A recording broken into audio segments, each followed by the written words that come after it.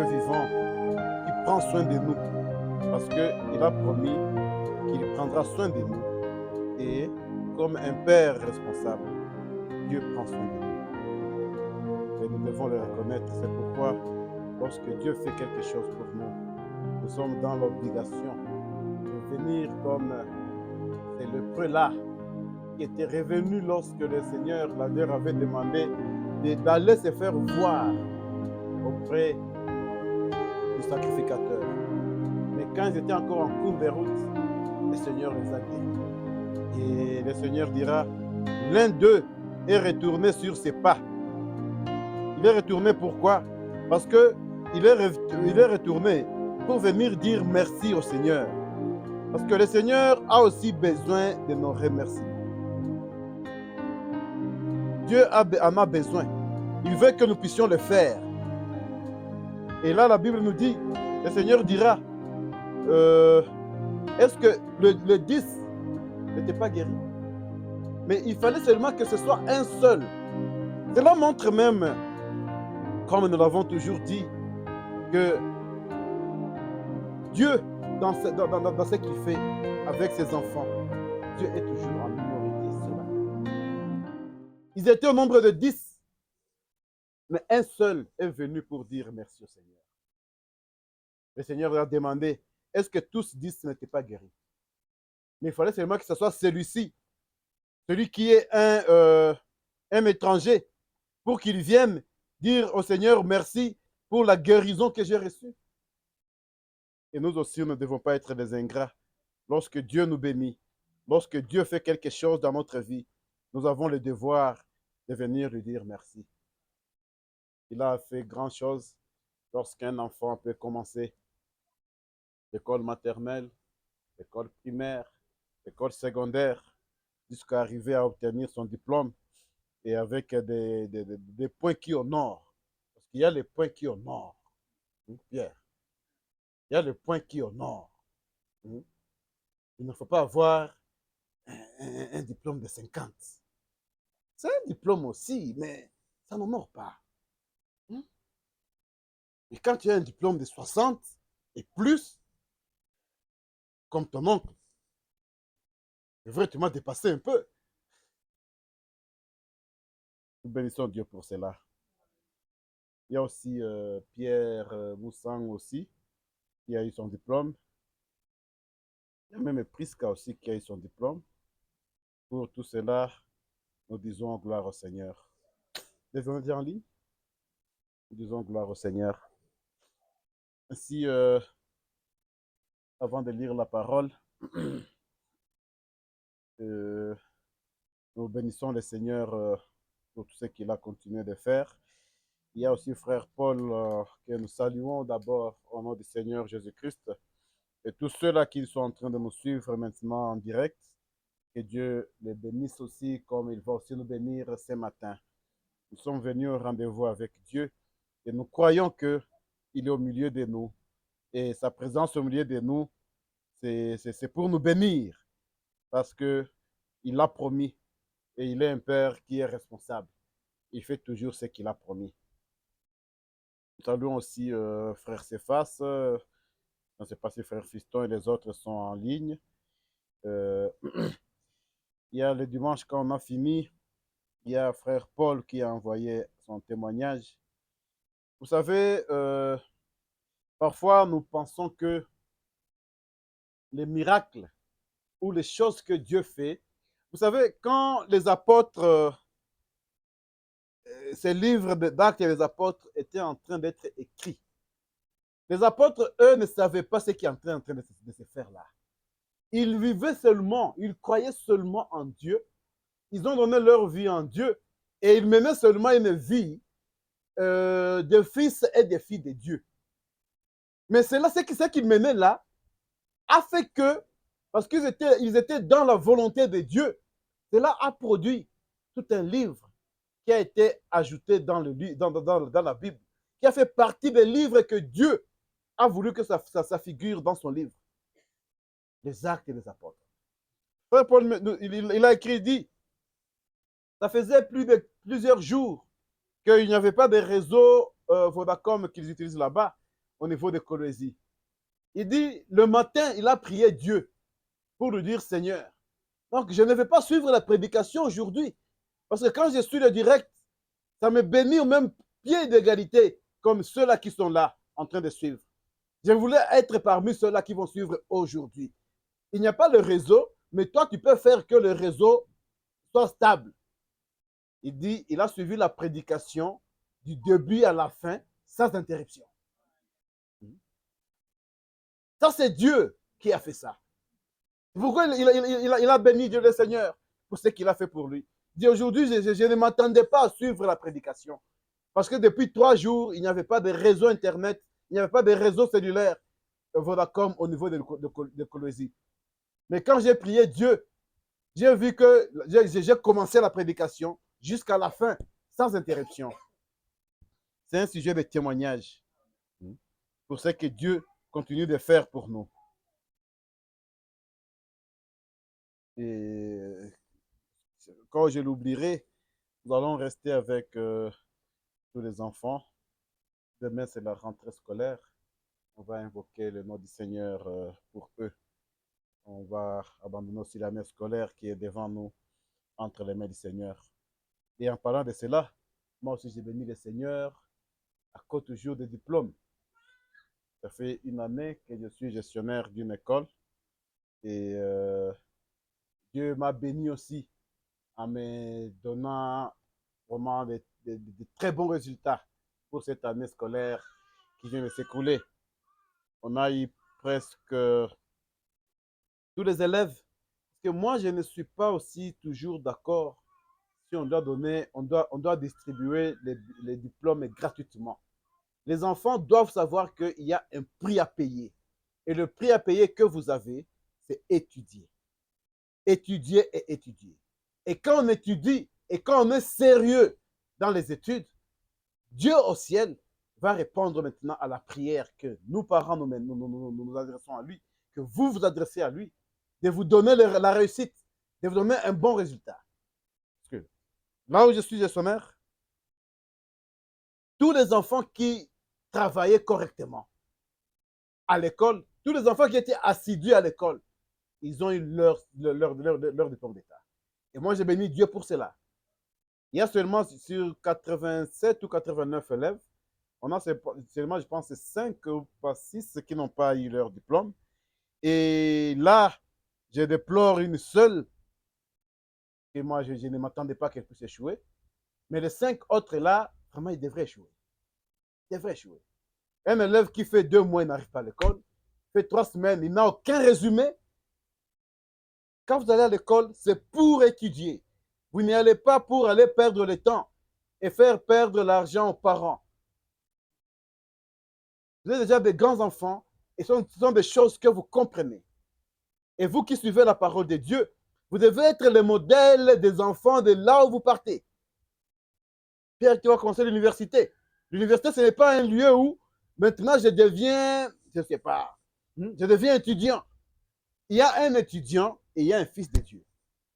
Il y a un étudiant et il y a un enfant qui a grandi dans une maison là où on cite, on prie, on invoque le nom du Seigneur. Et vous devez être ces enfants-là. Vous ne devez pas être les élèves. Parce que la Bible dit que dans chaque circonstance, Dieu a un témoin. Et vous, nos enfants, vous devez être des témoins de là où vous êtes. Vous ne devez pas être des enfants difficiles. Vous ne devez pas être des enfants difficiles. S'il devait y avoir des enfants qui devraient être des enfants, comment je vais dire, qui devraient être témoignés dans les institutions où vous étudiez, ça devrait être vous, nos enfants. Les enfants des serviteurs de Dieu, les enfants des chrétiens, les enfants dont on invoque le nom du Seigneur chaque jour dans la maison. Mais parfois, ça fait mal. C'est vous qui êtes le modèle des mauvais enfants dans vos écoles. Ce n'est pas correct. Ce n'est pas correct.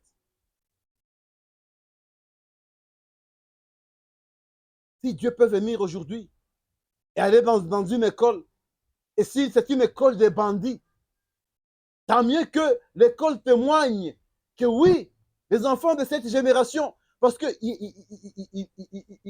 y a l'écriture, la parole de Dieu. qui a prédit que les enfants seront des enfants difficiles dans le moment où nous vivons aujourd'hui. Mais ces enfants-là ne devraient pas être vous.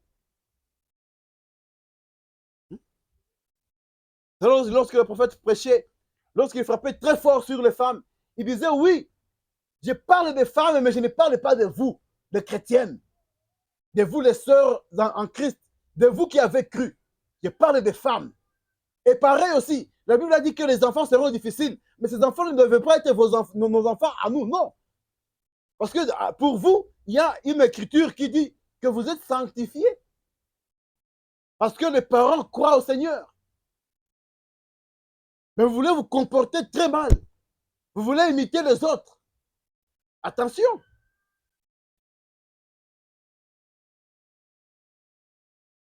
Cela ne devait pas se produire dans nos maisons.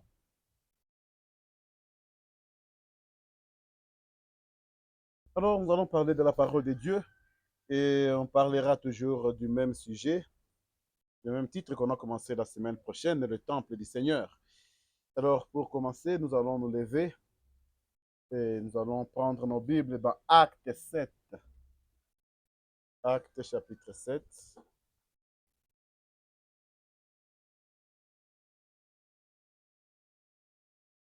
Acte chapitre 7, nous allons lire à partir du 44e verset.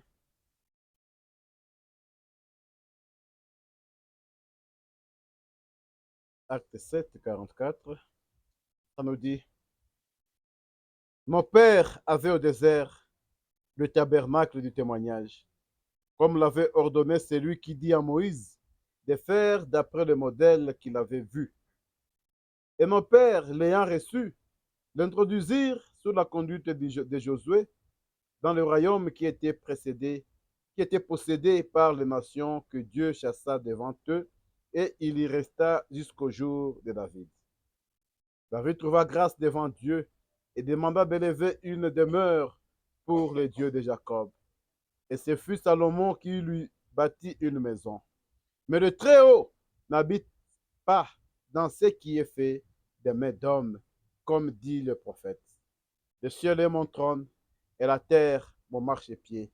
Quelle maison me bâtirez-vous, dit le Seigneur, ou quel sera le lieu de mon repos? N'est-ce pas ma main qui a fait toutes ces choses? Amen.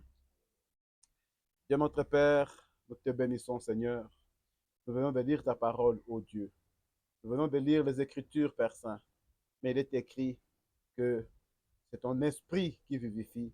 C'est l'esprit, ô Dieu, qui doit donner la vie dans les Écritures que nous venons de lire. C'est pourquoi, Seigneur, nous t'invitons à venir nous parler ce matin.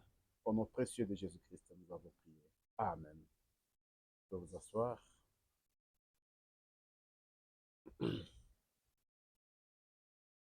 Bien, il m'a commencé avec ce sujet, mais ma bouche a vraiment plusieurs plaies.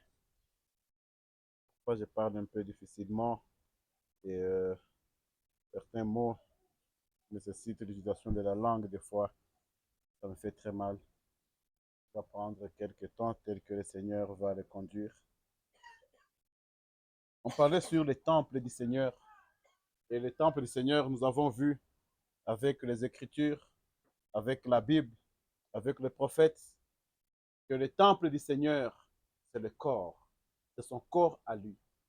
Et nous avons vu que le Seigneur, quand il est venu sur la terre, il a introduit cette notion-là du temple. Qu'est-ce qu'il a dit?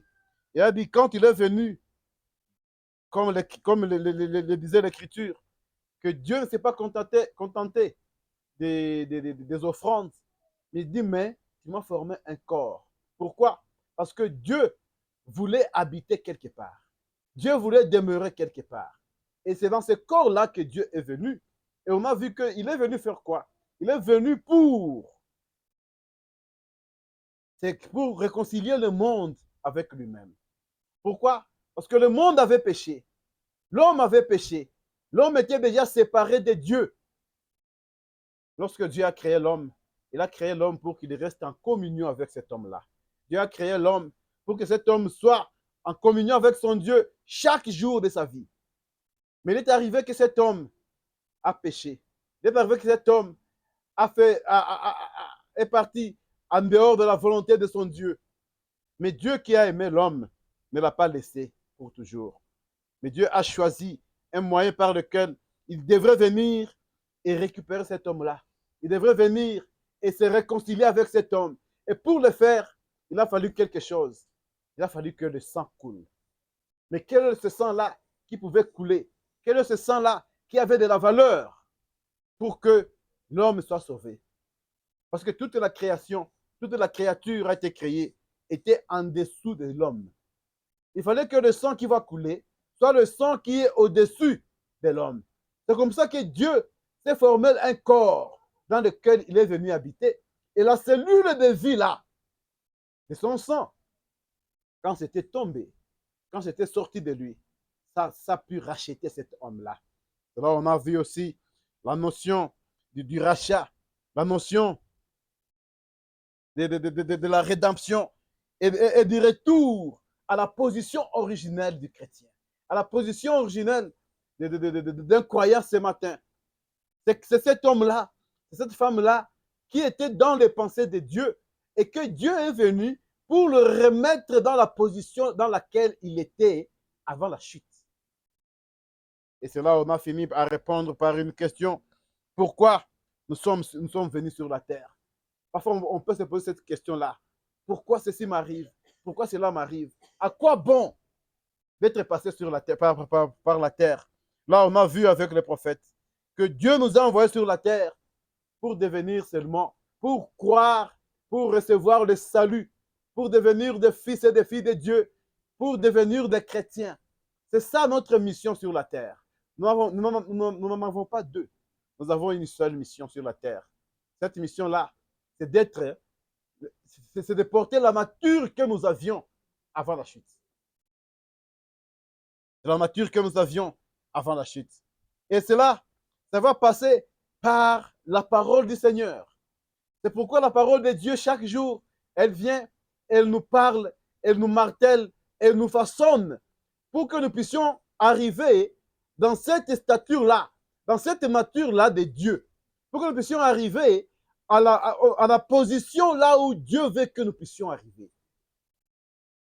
Comme si nous venons ici chaque jour, ce n'est pas seulement pour venir perdre le temps, ce n'est pas seulement pour venir pour nous voir, ce n'est pas venir pour seulement se regarder, ce n'est pas venir voir comment celui-ci s'est habillé ou comment celui-ci s'est fait coiffer. Non, nous venons pour que Dieu nous parle, pour que Dieu nous façonne, pour que Dieu enlève au-dedans de nous toute chose qui ferait que nous ne puissions pas revêtir de la nature de Dieu.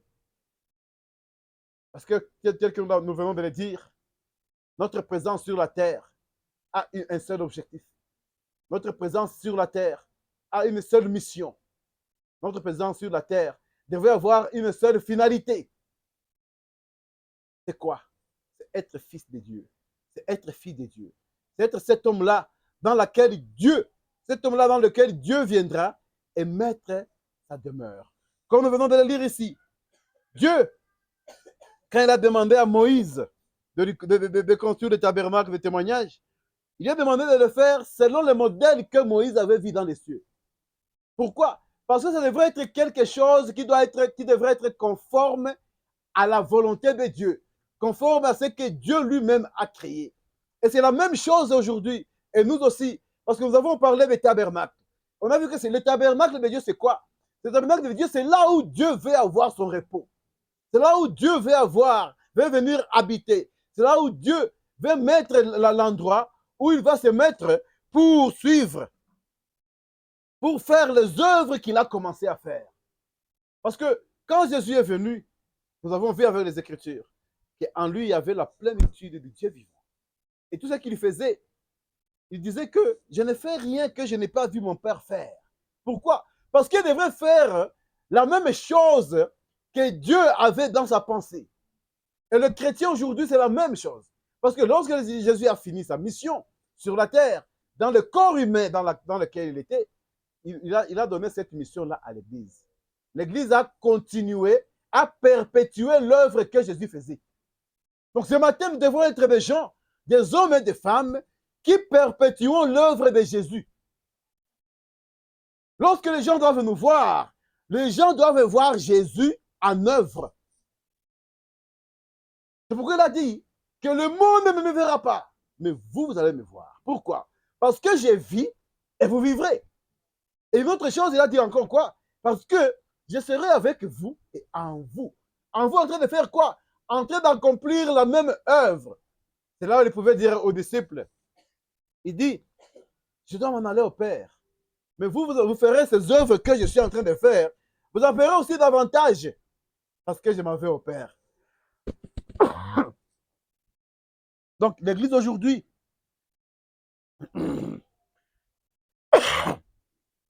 Dieu nous a laissé, Jésus nous a laissé sa parole.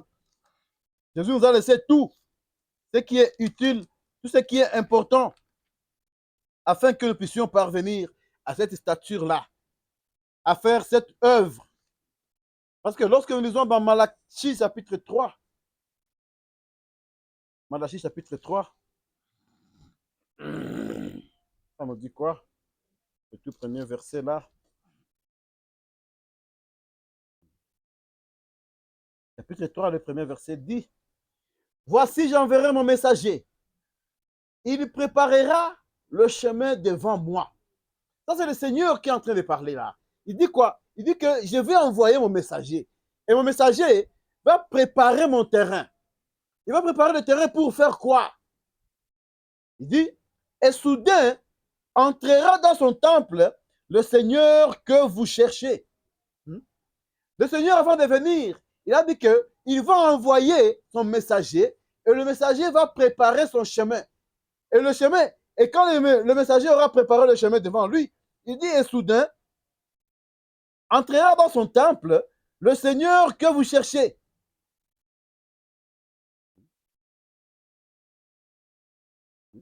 Dit que vous cherchez, et le messager de l'alliance que vous désirez, voici il vient, dit l'Éternel des armées.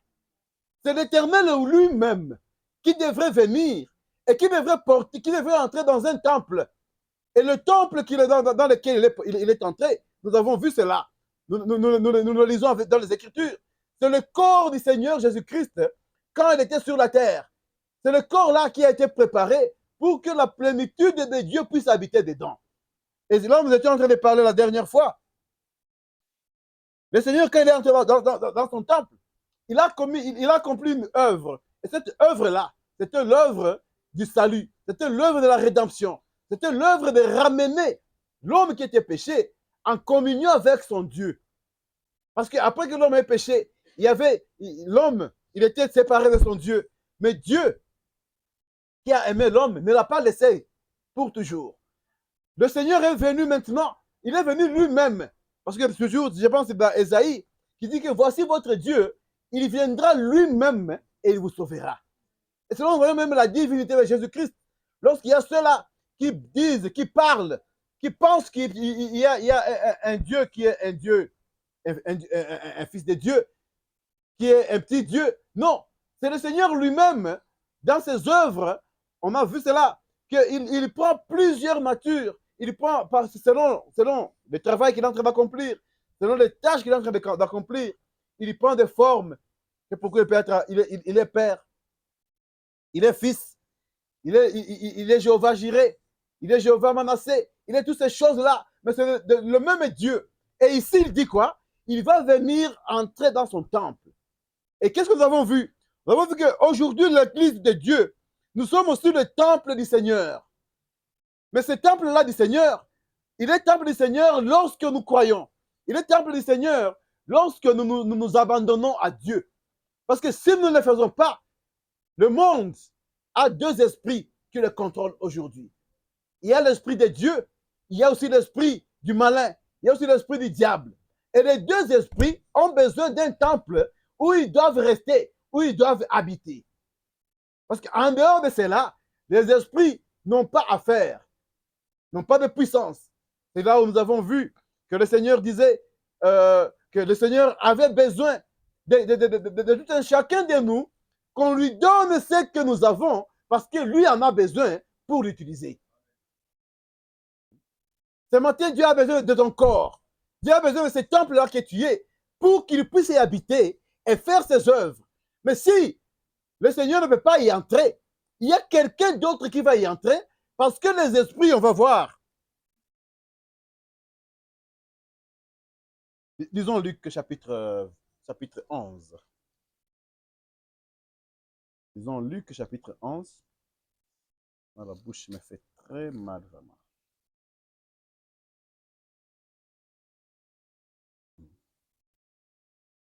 On s'est arrêté la dernière fois. Luc chapitre 11. Qu'est-ce que ça nous dit là? Ça nous dit, lorsque l'esprit impur est sorti d'un homme. Parce que l'homme, Luc chapitre 11, verset 24. Lorsque l'esprit impur est sorti d'un homme, il va dans des lieux arides pour chercher du repos. Là, on s'est arrêté la dernière fois. Les esprits impurs, quand ils sont dans l'homme, ces esprits-là se reposent. Lorsque les esprits impurs sont dans un temple qui est un homme, ces esprits-là se reposent. Ils sont chez eux. Ils se sentent bien et à l'aise. Et la Bible dit que lorsque on les chasse maintenant, ils vont ailleurs pour aller voir s'ils vont trouver du repos. Et où est-ce qu'ils vont? Il dit, n'en trouvant point, il dit, je retournerai dans ma maison. Qu'est-ce qu'on voit? L'homme, c'est une maison dans laquelle les esprits impurs trouvent leur demeure et du coup leur repos. Quand ils sont chassés de l'homme, quand ils sont chassés de leur maison, quand ils sont chassés de leur temple, qu'est-ce qu'ils font? Ils disent, je retournerai dans ma maison. Parce que quand l'esprit impur est dans l'homme, il considère cet homme-là comme sa maison, comme son temple, comme son lieu de repos. Il dit, je retournerai dans ma maison, dans la maison d'où je suis sorti, et quand il arrive, et l'esprit, il retourne en réalité pour venir voir là où il est, on l'a chassé, si la maison est là. Il dit, je suis là, je suis où? Quand il arrive, il la trouve balayée et ornée. Lorsque tu as crié au Seigneur Jésus-Christ, lorsque tu es repenti, lorsqu'on a imposé les mains sur toi, il y a les esprits impurs, il y a les démons qui t'ont contrôlé, il y a les démons qui ont fait de toi leur demeure. Ils partent. Quand ils partent, la maison reste nettoyée. Les esprits partent. Et quand ils partent là où ils vont, ils ne trouvent pas leur repos là-bas, ils reviennent. Ça veut dire qu'ils viennent, ils trouvent la maison est nettoyée et ornée. La maison, elle est prête à recevoir le Seigneur Jésus-Christ. La maison, elle est prête à recevoir l'Esprit de Dieu. Mais l'Esprit n'y est pas encore entré. La maison, l'Esprit dit quoi? La maison est vide. Alors, l'Esprit n'entre pas directement. L'Esprit, il est intelligent. Il dit, on m'a chassé ici. Si on m'a chassé, on peut me chasser encore. Mais qu'est-ce que l'Esprit fait? L'Esprit dit quoi? Il dit, alors il s'en va et il prend cet autre esprit plus méchant que lui. Les esprits se connaissent. Les esprits connaissent leur niveau. Les esprits connaissent leurs limites. Les esprits connaissent jusqu'où ils ne peuvent pas arriver et atteindre. Et ils connaissent qu'il y a des esprits qui sont plus méchants que moi. Si moi on m'a chassé, il va l'ignorer. Alors il va chercher quelqu'un qui est plus fort que lui. Ça devait être aussi une leçon pour tout un chacun d'entre nous. L'homme de Dieu, une fille, une femme, un homme, devrait savoir, dans ma vie spirituelle, quelles sont mes limites. Est-ce que dans ma vie spirituelle, est-ce que je reconnais quelqu'un qui est plus fort que moi? Parce que oui, ça existe. Donc, quand nous lisons, je pense, dans les épîtres de Paul, il dit quelque part que nous luttons contre quoi? Nous luttons contre les esprits qui sont dans les airs. Là, dans les esprits qui sont dans les airs, il dit, nous luttons contre comme dans les anges, il y a des chérubins, il y a toute cette catégorie des anges. Il y a aussi dans les esprits, il y a aussi les grades là qu'ils ont. Cet esprit-là est parti, il dit, je vais chercher ceux qui sont plus méchants que moi. Parce que moi, ni comme Paul, je vais chercher quelqu'un. C'est votre leçon que les esprits pouvaient nous donner aujourd'hui comme chrétiens et aujourd'hui comme église de Dieu. Est-ce que quand je m'assois là, est-ce que je reconnais en moi qu'il y a une sœur qui est plus forte que moi? Est-ce qu'il y a une sœur qui prie plus que moi? Est-ce qu'il y a un frère qui prie plus que moi? Est-ce qu'il y a quelqu'un qui se consacre plus que moi dans l'église de Dieu? Et quand je suis en difficulté, qu'est-ce que je fais? Je vais voir ces frères-là. Je vais voir cette sœur-là pour lui dire, ma sœur, aide-moi. Dans ma vie chrétienne, il y a quelque chose qui ne marche pas. Je veux que tu viennes, que tu pries avec moi, que tu m'accompagnes pour que je puisse atteindre le niveau. Quand je te vois, ma sœur, quand je vois ceci en toi, ça m'attire.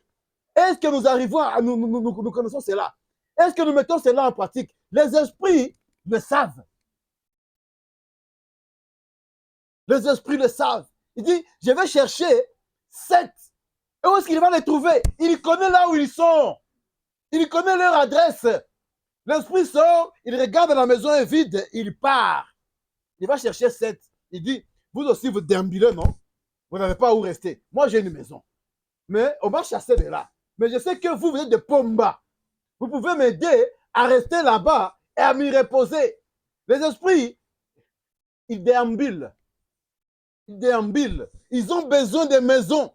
Là, ils vont rester. Mais les esprits ne restent pas dans les arbres. Les esprits ne restent pas dans les murs.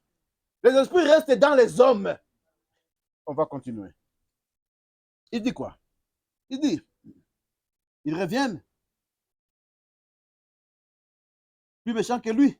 Ils entrent dans la maison. C'est quelle maison? Ce n'est pas Eagle Two House. Ce n'est pas cette maison ici là où les esprits entrent. Ils entrent dans un homme, dans une femme. Et le Seigneur nous dit que c'est une maison. Mais cette maison-là ne devait pas être une maison des esprits. C'est une maison que Dieu a fabriquée par ses propres mains pour que lui puisse y habiter. Mais les esprits ont fait de cette maison-là leur demeure. Cette maison, c'est un homme.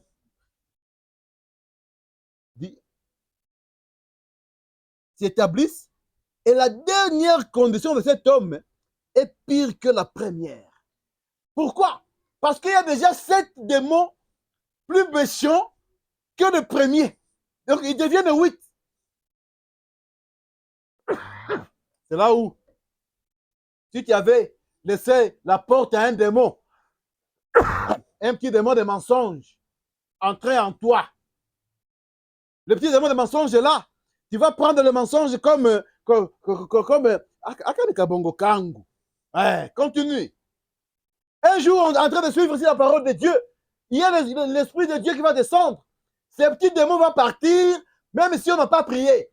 Pourquoi? Parce qu'il y aura la présence de Dieu là. Mais quand les petits démons vont partir, et il va manquer des choses là où il va rester, il va retourner encore pour voir. Et si Dieu n'est pas entré dans cette maison-là, il va aller chercher 7 autres démons. Désormais, tu vas commencer maintenant à voler. Désormais, tu vas commencer maintenant à faire des trucs là. C'est pourquoi nous devons nous consacrer à Dieu. Nous devons prendre la parole de Dieu et savoir que le monde dans lequel nous vivons, c'est un monde qui est contrôlé par le diable, qui est contrôlé par les esprits. Mais il y a aussi un grand esprit qui veut habiter en nous. Il y a un grand esprit qui veut prendre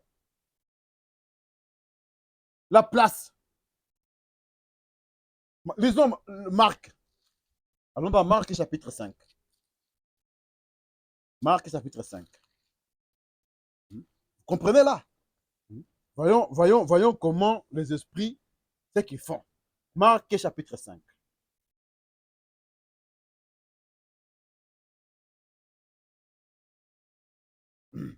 Ça me parle de Jésus. On va lire un tout petit peu, on va descendre. Ça nous parle de Jésus. On va voir ces récits ici. On commence au premier verset. Ça nous dit. Ils arrivèrent sur l'autre bord de la mer, dans le pays des Gadaréniens. Aussitôt que Jésus fut hors de la barque, il vint au-devant de lui un homme sortant de sépulcre et possédé d'un esprit impur. Vous lisez avec moi. Quand Jésus est descendu, il est rentré dans cette ville-là. Il y a un homme qui est venu, qui était possédé, on dit de quoi? D'un esprit impur. Suivez-moi très bien. Je suis dans Marc chapitre 5, le tout premier verset. Il était possédé d'un esprit impur. Les gens savaient que, où il comme appelle pour. Continuons.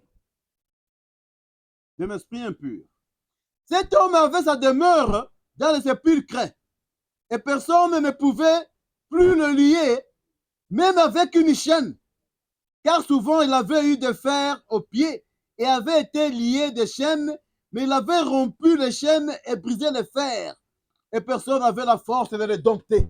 Vous voyez, l'esprit impur qui était dans cet homme-là a fait de cet homme-là un Samson, mais possédé par l'esprit impur. On peut être un Samson, mais un Samson, un Samson possédé des démons. Parce qu'il y a l'esprit de Dieu qui était dans un autre homme, et cet homme-là, on ne pouvait pas le dompter avec les chaînes. Hein? Mais c'était sous l'esprit de Dieu. On voit aussi maintenant que les démons ont aussi les leurs, qui peuvent faire la même chose. Cet homme ne peut plus être dompté. On ne peut même pas le lier avec les chaînes, pas même avec les fers. Donc on prend les fers à béton, on soude les mains, il fait comme ça sort. Ce sont les esprits méchants qui étaient dans cet homme-là. Alors, il dit, et où est-ce qu'il avait mis, il avait mis sa demeure? Il est parti habiter au sépulcre.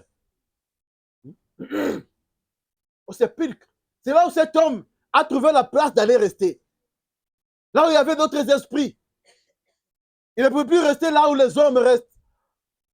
Parce que il avait l'esprit de la mort qui l'accompagnait. Et l'esprit de la mort a trouvé un endroit qui était propice pour eux. C'était rester là où il y avait la mort. Pour qu'ils sont partis faire leur demeure au sépulcre. Il dit quoi? Il dit, il était sans cesse, nuit et jour, dans le sépulcre et sur les montagnes criant et se meurtrissant avec des pierres. Ayant vu Jésus de loin, il a couru, se prosterna devant lui. Est-ce que je suis en train de lire avec quelqu'un? Quand cet homme-là qui était possédé des esprits a vu Jésus de loin, qu'est-ce qu'il a fait? Il a couru et il s'est prosterné devant Jésus. Pourtant, on nous dit, on sait que il n'y a personne qui pouvait s'approcher de cet homme-là. Mais quand il a vu le Seigneur, quand il a vu le Dieu de Dieu, quand il a vu la puissance suprême devant lui, les esprits sont venus se prosterner. Ils ont reconnu qu'ils étaient devant quelqu'un qui était de puissant. Et c'est là où on a vu la dernière fois que le Seigneur dit quoi? Il dit, je vous donne l'autorité et la puissance sur tous les esprits. Les esprits ce matin, quand ils doivent vous voir, ils doivent voir, est-ce qu'en vous, dans ce temple qui marche là, il y a quelque chose? S'ils retrouvent qu'il y a là-dedans, il y a leur Dieu, les esprits vont se courber. Et ce matin, nous devons être ces hommes et ces femmes dont la maison, c'est l'habitation de Dieu. Et comme nous devons être devant les esprits doivent se courber. Pourquoi? Le Seigneur nous a dit, je vous ai donné l'autorité sur toutes ces choses. Il dit, et rien ne peut vous nuire. Tous les hommes pouvaient fuir cet homme-là. Mais le Seigneur, quand il est venu, la Bible nous dit que les esprits se sont courbés, se sont inclinés. Qu'est-ce qu'ils ont dit? Et il s'est écrié d'une voix forte, qu'y a-t-il entre moi et toi, Jésus, Fils du Dieu très haut? Lorsque les souverains sacrificateurs appelait le Jésus là, Belzéboul. On l'appelait l'enfant bâtard. Les esprits, quand ils ont regardé, les esprits dans le monde des esprits, ils ont vu qu'il y avait un Dieu vivant qui était devant eux. Ils ont vu leur maître. Ils disent maintenant, qu'y a-t-il? Ce n'est pas aujourd'hui qu'ils devraient venir. Les esprits connaissent aussi qu'il y a un jour qui seront anéantis. Mais il n'y a que les fils et les filles de Dieu. Il n'y a que les hommes qui font comme si tout le temps leur est donné. Tout le temps ne nous est pas donné. Dès lors que Dieu a créé le temps a commencé, le temps va finir. Et les esprits le savent très bien. Mais quand ils ont regardé, ils ont vu, mais qu'est-ce qui est écrit? Il est écrit qu'il y aura ceci et cela. Ils ont dit non, il est venu à temps. Pourquoi il vient me déranger aujourd'hui? Il est venu me déranger très tôt. Dit, qu'y a-t-il, Jésus, fils de Dieu très haut? Les esprits connaissent. C'est pourquoi quelque part Paul dit, je pense, ou Pierre, ou je ne sais pas qui, il dit, le diable, il connaît les Écritures et il tremble. Il connaît Dieu. Il tremble. Un jour, les esprits étaient dans deux garçons qui ont voulu faire le malin, les jeunes gens. Vous m'écoutez? Ils étaient les fils des sacrificateurs. Ils étaient donc les fils des prédicateurs, des gens qui craignaient Dieu et qui faisaient l'œuvre de Dieu. Ils sont partis, ils ont parti faire le malin. Au lieu de croire en Dieu et de donner leur vie à Dieu, ces jeunes gens, ils se sont méconduits avec la position de leur père. Un jour, ils ont trouvé quelqu'un qui était rempli de démons. Ils ont dit, au nom de Dieu, de Jésus, que Paul prêche. Ils n'ont pas cru dans ce Dieu-là. Ils ont vu que c'était le Dieu de Paul. Ce n'était pas leur Dieu à eux. Ils n'ont pas cru en cela. Et les démons ont vu, ah! Ils ont dit, Jésus, nous le connaissons. D'ailleurs, il était là. Un jour, il est venu. On a cru qu'il est venu nous perturber. Jésus, nous le connaissons. Paul, nous le connaissons. Les esprits nous connaissent. Il a dit maintenant, vous qui êtes vous. Faites attention, les jeunes gens, c'est ce que je vous ai dit là au début. On ne blague pas avec les choses de Dieu. Il dit, nous connaissons Jésus. C'est pourquoi même les gens là qui sont, quand je dis dans la S, ça ne fait rien. Les démons disent aussi ça. Parce qu'ils ont dit, nous connaissons Jésus. Ils ont cité ce nom-là, non? Alors, dans la S, ça ne fait rien. Tu dois croire. L'esprit a besoin de voir qui habite là. Amen. Qui est dans la maison. Lui-même, il est là dans l'esprit. Il te dit, continue dans la yes. Non, ça ne ferait rien. Il dit, nous connaissons Jésus. Nous connaissons Paul. Mais vous qui êtes vous? Qu'est-ce qui s'est passé? Dit que cet homme a sauté sur eux, a déchiré leurs habits, les a tabassés. Ils sont sortis à la maison, nu courant. On ne blague pas avec Dieu. L'esprit dit ici, il dit, qu'y a-t-il entre moi et toi, Jésus? Vous voyez, allons lentement. L'esprit est en train de se comporter comment? Au singulier. Hein? Qu'y a-t-il entre moi et toi? Je veux vraiment que nous puissions suivre ça lentement. L'esprit demande à Jésus, qu'y a-t-il entre moi? Donc je suis un seul ici, et toi. On continue. Il dit, je t'en prie, au nom de Dieu, ne me tourmente pas. Est-ce que vous avez entendu ce que l'esprit a dit? Hein? Continue dans la S, continue dans la S. L'esprit dit quoi ici? Je t'en prie au nom de qui? Hein? C'est pourquoi nous devons connaître la connaissance. C'est la troisième dimension d'un chrétien. La connaissance. Continue dans la S, continue dans la... Ça ne fait rien. Ce sont les esprits qui parlent dans les hommes là. Et dans des femmes surtout. Il dit quoi ici? Je t'en conjure, au nom de Dieu, ne me tourmente pas. Hein? Ne me tourmente pas.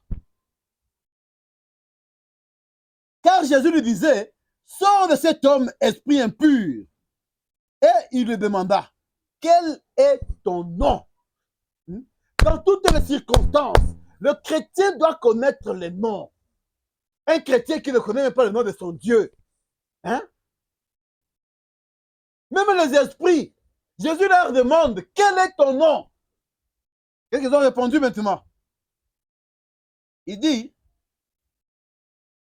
Légion est mon nom, lui répondit-il, car nous sommes plusieurs ici. C'était le porte-parole. Il y avait plusieurs. Il dit, nous sommes plusieurs, mais c'est moi qui parle. Je parle au nom des autres. Je parle au nom de 7 ou de 10 ou de 100 ou de 1000 qui sommes nous, nous avons élu notre domicile dans cet homme. Est-ce que vous me suivez? Les esprits ont élu domicile dans cet homme-là.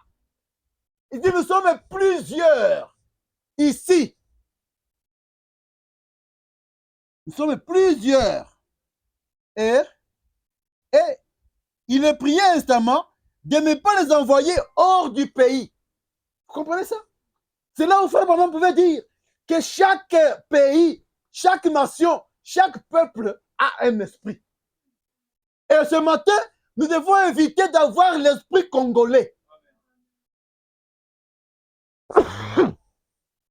Ces esprits avaient déjà élu domicile, pas seulement dans l'homme, mais même dans le pays. Donc dit, ne nous cherche pas hors de ces pays. On est déjà bien. Ici, nous sommes des esprits congolais. Nous sommes bien ici. Nous sommes l'esprit des gomatraciens. Nous sommes déjà l'esprit de Munyabungu. Nous nous comportons bien là-dedans. Les esprits ont déjà fait une identité. Ils disent, alors Seigneur, si nous devons partir ailleurs, on va encore devenir des Américains, on va apprendre à être Américains, mais si on sait déjà qu'on peut mentir, on peut voler, on peut faire ça, on le fait déjà aisément. Ne nous charge pas en dehors de ces pays. On peut quitter ces corps, mais pas en dehors du pays. Les esprits réclament de ne pas rester. Pourquoi? Ils ont horreur. Les esprits ont peur de ne pas avoir quelque part où ils habitent. De ne pas avoir un temple dans lequel ils vont rester. Ils prièrent instamment de ne pas les envoyer hors du pays. Il y avait là vers la montagne un grand troupeau de pourceaux qui pesaient. Et les démons le prièrent, disant, envoie-nous dans ces pourceaux-là. Les esprits avaient du mal à aller loin, à quitter le pays, parce que le Seigneur pouvait les renvoyer là où ils étaient sortis, en enfer. Si jamais il pouvait leur dire, retournez en enfer, ils devaient y retourner. Et la Bible, quand nous disons que la Bible nous dit, il dit, et Jésus leur a ordonné d'aller entrer dans les trucs là, dans les troupeaux de cochons. Et si le Seigneur pouvait répondre aux démons, qu'est-ce qu'il ne peut pas te répondre ce matin? Si tu as besoin, si dans ton cœur là, tu es en train de me suivre et que tu as quelque chose là-dedans, si le Seigneur pouvait même répondre aux démons, quand ils ont demandé quelque chose, la Bible nous dit que Jésus leur a ordonné, leur a accordé cela. Mais ils disent tout ce que vous allez demander à mon nom, je vous le donnerai. Qu'est-ce que ce matin Dieu ne peut pas te donner? Qu'est-ce que ce matin Dieu peut te refuser? S'il peut répondre même aux démons. Les démons vont quoi? Ils ont horreur de rester sans abri. Parce qu'ils pouvaient rester là déambuler. Mais ils ont horreur de rester sans abri. Il dit, comment trouver dans ces animaux ici?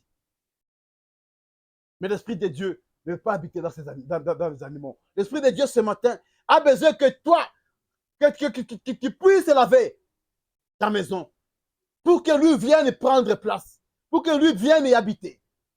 C'est ce que Dieu a besoin ce matin. C'est ce que Dieu a besoin ce matin.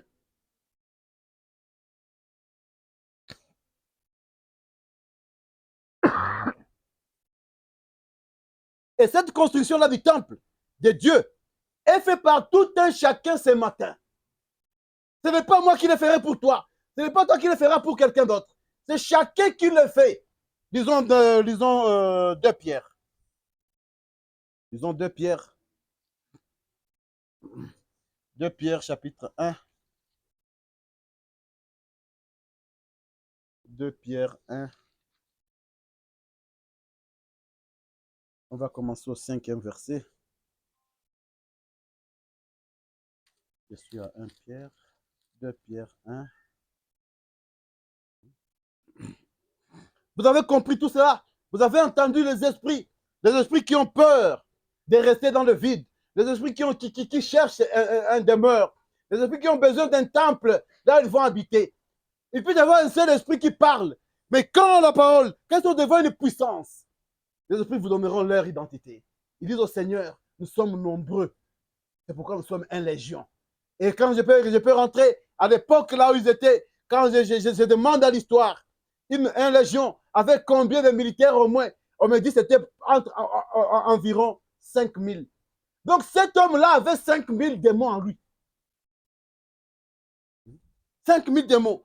Et quelque part, la Bible nous dit qu'il y a Marie, je pense, ou Marthe, il dit la femme dans laquelle Jésus avait chassé 7 démons. Les démons sont là. Ils habitent dans des hommes, dans des femmes. Ils élisent leur domicile là-dedans. Mais ici, l'apôtre nous dit quoi? On va lire à partir du verset 5. Qu'est-ce que j'ai dit? 2 Pierre 1. OK. Il dit, à cause de cela même, faites tous vos efforts pour joindre à votre foi la vertu. À la vertu, la science ou la connaissance.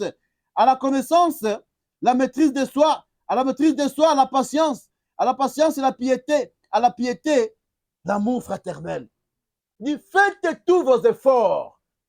Église de Dieu, ce matin, la Bible te demande, l'apôtre te conseille, t'exhorte. Il dit, fais tous tes efforts.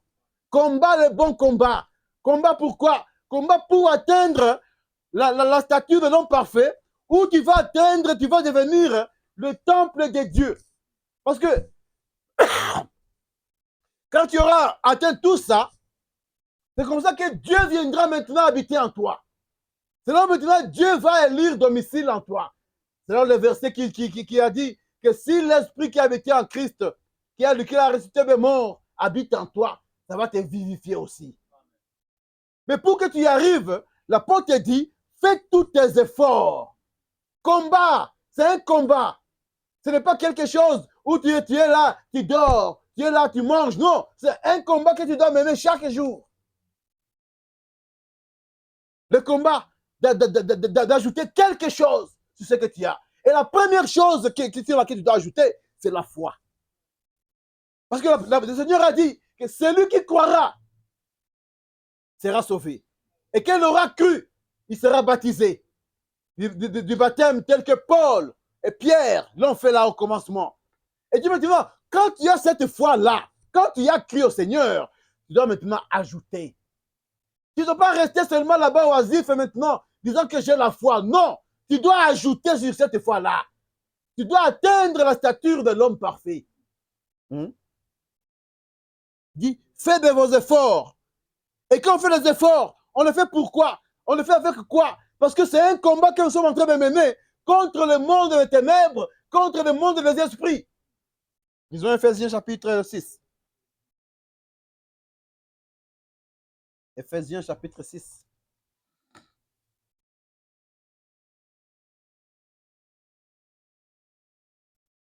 Ephésiens chapitre 6, et ça nous dit quoi? On va commencer au 10e verset.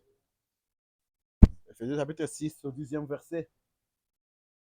On va voir l'apôtre qui nous dit, faites tous vos efforts pour ajouter à la foi la vertu la connaissance, à la connaissance la tempérance, à la tempérance la patience, à la patience la piété.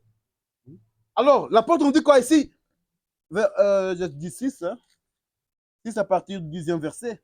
Il dit, au reste, fortifiez-vous dans le Seigneur et par sa force, toute puissance. Dieu nous a donné une force et toute puissance. Une force qui est illimitée. Une force que lorsque les démons le voient, ils se courbent. Il dit, je vous ai donné le pouvoir et la puissance. Il dit maintenant, au reste, fortifiez-vous dans le Seigneur. L'église de Dieu, le peuple de Dieu, le croyant, le chrétien, la chrétienne ce matin, c'est cette personne-là qui se fortifie dans le Seigneur. Et pas avoir toute puissante. Il dit, revêtez-vous de toutes les armes de Dieu. Nous sommes dans un combat. Nous sommes dans une guerre. Et cette guerre-là, nous devons nous savoir quelle est la nature de la guerre dans laquelle nous sommes. On ne se bat pas avec les chars. On ne se bat pas avec les lances. On ne se bat pas avec les missiles. On ne se bat pas avec les bombes nucléaires.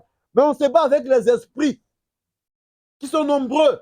On se bat avec les esprits qui sont en train de chercher là où ils vont rester, là où ils vont habiter. Mais nous, nous devons être l'habitation du Seigneur. Et pour être dans l'habitation du Seigneur, nous devons savoir qu'il y a des choses que le Seigneur nous demande. Il y a des choses que le Seigneur nous recommande. C'est pourquoi on dit, dans ces combats-là, nous devons nous revêtir des armes. On ne doit pas rester même bédouille. Un chrétien, une chrétienne n'est pas un chômeur, n'est pas quelqu'un qui n'a pas un travail. Nous avons un travail d'abord de faire en sorte que nous puissions atteindre toutes ces choses ici. Nous allons retourner là-bas. On n'a pas fini à lire. Il dit ceci. Il dit, revêtez-vous de toutes les armes de Dieu afin de pouvoir tenir ferme contre les ruses du diable. Le diable est trop rusé. Le diable est trop rusé. Chaque jour, il a même d'autres tactiques. Il a même d'autres techniques pour te tromper, pour tromper le peuple de Dieu. Il dit maintenant, dans ces ruses-là du diable, nous devons nous revêtir de là des armes de Dieu pour que nous puissions être des victorieux. Parce que si on n'a pas cela, on va se laisser berner. Ce n'est pas que le diable viendra en train de te montrer que je suis le diable. Mais voici, je t'amène ceci. Non, la Bible dit que c'est un rusé. Et comme il vient avec la ruse, il y a quelqu'un qui le connaît. Et ce quelqu'un-là, c'est qui? C'est la parole.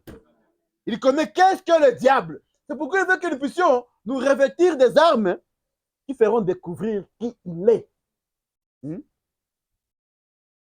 Il dit, car nous n'avons pas à lutter contre la chair et le sang, comme nous l'avons dit, mais contre les dominations, contre les autorités, contre les princes de ce monde des ténèbres, contre les esprits méchants dans les lieux célestes. Vous voyez les gens avec qui on a affaire là? On n'a pas affaire avec la chair et la peau. Non. Nous avons à lutter contre les dominations. Les dominations. C'est là où j'aime parfois nos amis des églises de réveil. Les dominations. Qui domine sur toi? Tu es dominé par l'esprit de ta famille. Tu es dominé par ceci. Mais c'est au-delà de ceci. C'est le diable lui-même qui vient mettre ton emprise sur toi. Parce que la même personne qui a dit de dire ça, il n'a même pas cru. Et les démons prêchent. Les démons prêchent aussi. Mais il y a des dominations, des démons qui viennent à leur domicile. Et les plus mauvais démons qui existent sont les démons religieux. Les démons qui te montrent que tu es chrétienne, tu es chrétien, tu es croyant du message du temps de la fin. Mais c'est un démon déjà qui est en toi. C'est un démon qui a élu domicile là-dedans. Et il te montre que tu as cru. Mais pourtant, c'est un démon. Mais nous devons lutter contre toutes ces choses-là. Et ce démon-là ne t'amènera jamais à croire la parole à 100%. C'est ce que Frère Branham dit. Il dit jamais.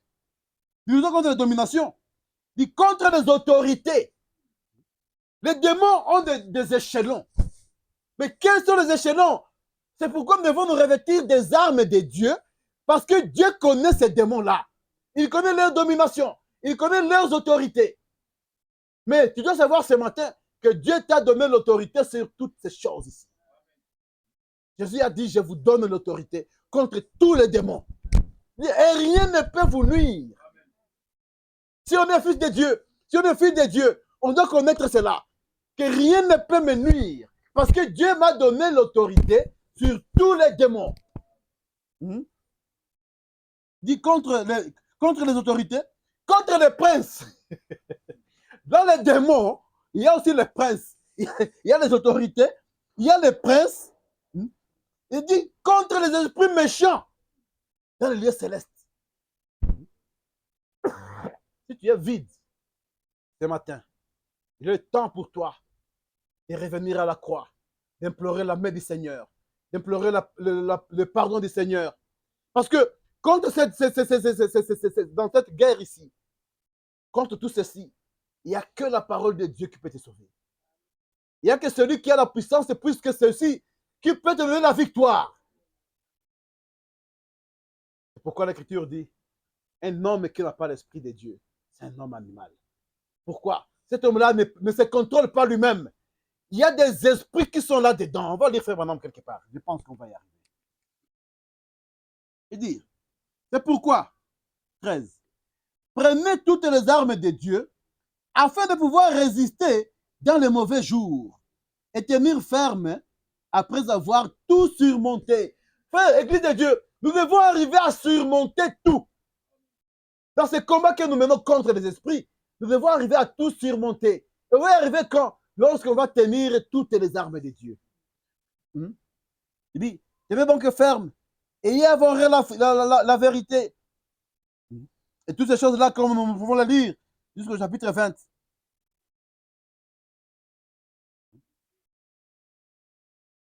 Et là, dans les armes, le verset 18, il dit, faites à tout temps par l'esprit toutes sortes de prières et de supplications.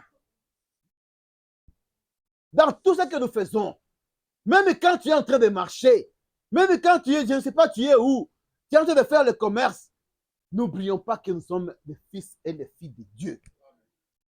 Dieu ne nous a pas demandé de laisser tout, d'aller se nous enfermer dans des Chumba Maombi toute la journée. Non. Ça, c'est la prédication des esprits. Mais pour nous, la Bible nous dit de faire tout le temps de supplication. Tu es là, à un certain moment, tu coupes toute communion avec les gens qui sont là avec toi. Dis, Seigneur, souviens-toi de moi, souviens-toi de nous. Tandis où nous sommes, il y a des esprits. Souviens-toi de ton église, de ton peuple. Souviens-toi de tes serviteurs. Je te le demande au nom de Jésus-Christ. Là, dedans, tu dis Amen. Puis que quelqu'un qui n'y a pas, tu l'appelles. Là, dedans, tu es en train de chanter. Comment on dit? À mon cœur, là-dedans. Tu es en train de chanter. Quand tu fais cela, il y a la communion que tu es en train de créer. Il y a une ceinture de sécurité que tu es en train de mettre autour de toi. Vous qui vendez, il y a des gens maintenant là, ils sont au cimetière, en train de chercher le sang, la cendre, je sais pas quoi autre, pour trouver, avoir des clients. Si vous y allez aussi vide, vous n'aurez rien. Au contraire, les esprits vont vous attaquer. Vous devez aussi avoir quelque chose. Moi, il y a des gens qui ont toujours pensé que j'ai toujours touché des trucs. Je leur dis toujours oui. Oui. Jamais. Hey, si vous êtes vide devant ce monde ici, ça vous regarde. Hein? Hey, ça je vous le dis et je vous conseille. Si vous venez comme ça vide, hey, on va vous attraper. Tu dois avoir quelque chose. Mais qu'est-ce que tu dois avoir? Tu dois avoir un Dieu vivant qui est en toi. Parce que ce Dieu-là a dit quoi? Je te donne l'autorité. Dis, qu'est-ce qu'il y a? Et rien ne peut te nuire. Je veux toujours dire, quelqu'un m'a dit un jour, c'était un collègue avec qui j'ai étudié. Il a fait beaucoup d'années, il n'a pas travaillé. Un jour, il est venu me voir. Il me dit, mon frère, j'ai une question, je vais te dire quelque chose. Il dit, je t'écoute, mon frère. Qu'est-ce qu'il y a? Il dit, tu vois, je souffre beaucoup. J'ai déjà une femme, je pense, 1 ou 2 enfants. Quasi, ça refuse vraiment. Toi, là, je vois, tu quittes ici, tu entres là. Tu quittes ici, tu entres là. Dis vraiment, dis-moi ce que tu fais. Même si c'est donner quelqu'un, moi, je suis prêt. Tu donnais quelqu'un? Il dit, non, moi, je ne donne pas quelqu'un. Il dit, je sais que dans votre monde-là, vous n'acceptez pas les gens facilement. Mais moi, je suis prêt, je souffre. Je lui dis une seule chose. Est-ce que tu as 2 genoux? Il a dit oui. J'ai dit, utilise ces 2 genoux-là. Crois au Seigneur Jésus-Christ. Il dit, pas non, non, pas ça. Là, tu veux me distraire. Mike, on se connaît, tu veux me distraire. Quelqu'un ne peut pas quitter un boulot directement, un autre, un boulot, un autre. Il dit non, aide-moi, mon frère. J'ai dit, c'est ça seulement, hein, mon secret. Il a dit, et depuis ce temps-là, je ne lui ai jamais parlé. Il a coupé tout contact. Tout. Il dit, bon, je sais que mon monde est un médicament qui vont facilement. Bon, mais dans notre monde, à nous, on accepte les gens facilement. On vous dit des choses seulement. Crois au Seigneur Jésus-Christ, tu seras sauvé, toi et toute ta famille. Dieu te donnera le pouvoir et l'autorité sur les démons. Et rien ne pourra te nuire. C'est ce que je vous dis ce matin. Si vous n'avez rien aujourd'hui, avant de quitter ici, demandez à Dieu de te donner quelque chose. Les démons ont vu quelqu'un venir. Ah, Jésus, fils de Dieu, qu'est-ce que tu es venu faire maintenant? Les démons sont partis, ils ont vu. Ils disent, nous connaissons Jésus, nous connaissons Paul. Toi, tu es qui? Et ce matin, les démons doivent te reconnaître. Il y a des autorités, il y a des autorités de domination, il y a des princes, il y a des esprits méchants. Vous savez comment un prince se comporte? Il se comporte comme un prince. C'est quelqu'un qui soigne son langage. C'est quelqu'un qui parle très bien. Là, vous allez trouver un païen. On te dit que ce païen n'a jamais eu de problème. Il y a un esprit de prince qui a. Il se comporte en prince. Il est là, c'est mon papa qui a un problème, mais c'est un païen. Mais c'est un esprit méchant. Dis-le quand on le voit là, oh, cet homme-là, il ne faut pas. Il est, mais oui, il y a quel esprit en lui? Quel esprit en lui? Il y a les princes, il se comporte comme un prince. On a vu avec Frère Branham, il a dit quoi sur cet esclave-là? Il était un noble bien qu'esclave. Et quand on a posé la question, il dit, là où j'étais, mon père est roi, je suis prince. Et c'est ça là sur qui en moi. Il se comporte en cela. On va le dire, Frère Branham, vous allez voir. Ils vont me dire ça aussi. Quelqu'un qui a mon esprit de prince, c'est un bon voisin, et toi tu dis que non, il est bien. Qui t'a dit ça? C'est un païen. Mais toi, ce matin, Dieu veut que tu puisses avoir cet esprit-là qui saura lutter contre tout cela. Il dit, tenez donc ferme à vos reins. Il dit, priez pour moi, afin qu'il me soit aussi donné, quand j'ouvre la bouche, de faire connaissance hardiment et librement des mystères de l'Évangile, pour lesquels je suis ambassadeur dans les chaînes, et que j'en parle avec assurance, comme je dois en parler. Paul dit, quand vous aurez prié, priez aussi pour vos serviteurs, afin que, lorsqu'ils vont ouvrir leur bouche, qu'ils parlent de Dieu. Sinon, il y a d'autres choses qui vont entrer dedans. Au lieu d'entendre Dieu, vous entendrez les esprits. Et c'est le devoir de tout un chacun. C'est pourquoi il pouvait dire, faites tous vos efforts, combattez, prenez les armes de Dieu. Dieu veut habiter en toi.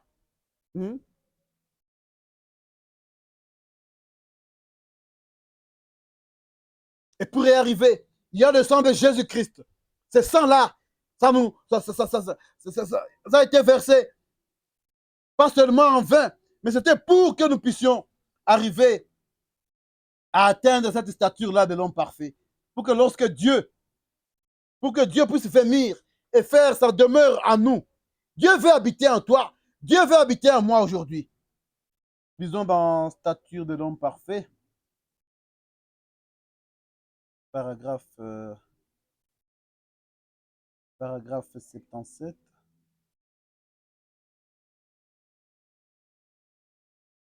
Paragraphe 77.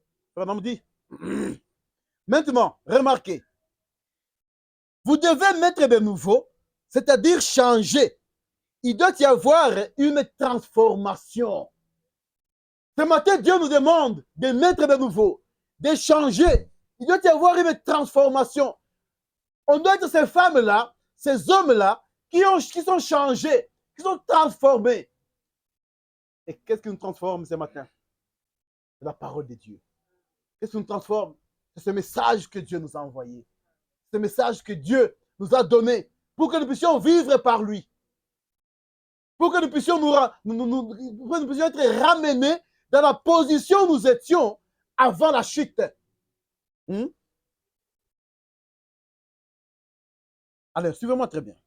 Il dit, vous me direz, eh bien, frère Branham, je connais cette certaine femme par ici, eh bien, elle n'a jamais rien fait de mal. C'est une brave femme. Oh, ou tel homme. C'est un homme brave. Il n'a jamais rien. Vous savez, il ne fait de mal à personne. Il y a des gens comme ça. Et nous les connaissons. Frère Madame nous dit, cela ne veut rien dire. Cela ne veut rien dire du tout. Oh, ou le voisin, à quoi qu'on a un problème. Frère Madame dit, cela ne veut rien dire du tout. Pourquoi? Il peut être un bon voisin, mais il n'est pas un chrétien avant de naître de nouveau. Il y a un bon voisin et il y a un chrétien. Parce que S'il n'est pas né de nouveau, si en lui il n'y a pas l'esprit de Dieu, il y a l'esprit dans l'un, ça peut être l'esprit d'un prince qui habite en lui. Un jour, l'esprit, il peut inviter l'esprit méchant. Et là, tu vas te poser la question, ah, oh papa, le papa qui est comme ça, comment il a changé? Oui, il est l'habitation des démons. Il avait un démon de prince qui était en lui. Mais un jour, il y a un voisin qui est venu, qui est un esprit méchant, qui est entré. Et vous allez voir l'homme changer d'un coup, pas. La femme changer d'un coup, pas. Ah, il était bien, elle était, oui. Frère me dit, aussi longtemps qu'il n'est pas chrétien, qu'il n'est pas changé, qu'il n'a pas cru, il n'est pas, il est toujours, comme frère Sébastien l'a dit, il est toujours prédisposé à être un vase des esprits. Mais ce matin, Dieu veut que tu sois le temple dans lequel lui va habiter. Là, il va faire sa demeure. Là, il va faire sa demeure.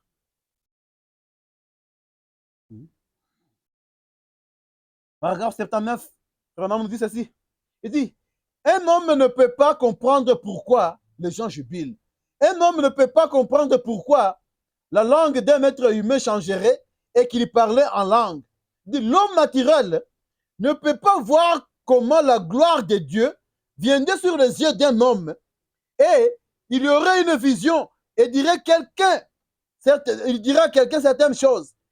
Il dit c'est ce qu'il doit faire.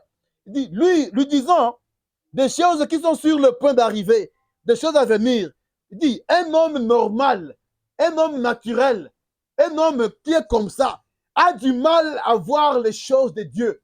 C'est pourquoi nous devons demander à Dieu que son esprit habite en nous, que cette demeure-là de Dieu soit en nous. Parce qu'une fois que nous sommes la demeure de Dieu, c'est là où nous verrons les choses de Dieu. C'est là où nous verrons les choses spirituelles. Aussi longtemps qu'on n'est pas né de nouveau, aussi longtemps que l'Esprit de Dieu n'est pas sur nous, nous ne sommes pas le temple dans lequel Dieu habite. Il y a les démons qui peuvent habiter en nous. Et tous les démons ne jurent pas. Tous les démons ne se bagarrent pas. Il y a les démons qui sont des princes dans leur catégorie, qui peuvent te contrôler. Il y a même des démons qui sont religieux, qui vont te pousser d'aller à l'église. Mais ce matin, le Seigneur te demande de croire en Jésus, de croire, de donner ta vie à Jésus. Pour que la maison, lorsque on aura chassé les démons, que le Seigneur vienne y habiter. Parce que si le Seigneur n'y habite pas, les démons vont revenir avec puissance.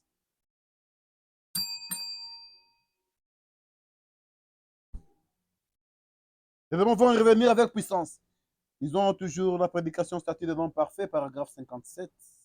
Je pense bien. 57.